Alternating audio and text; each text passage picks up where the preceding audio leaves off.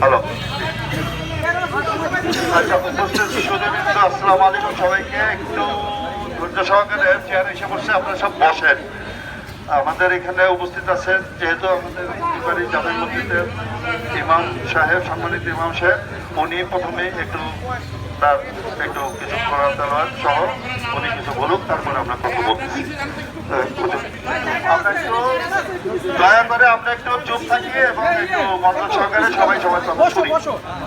Okay, thank you.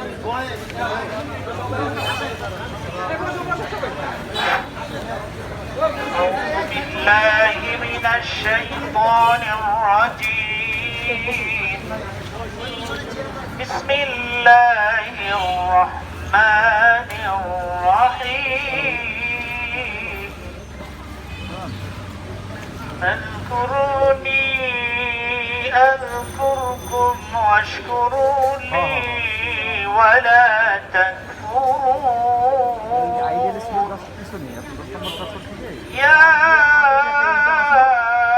أيها الذين آمنوا استعينوا بالصبر والصلاة إن الله مع الصابرين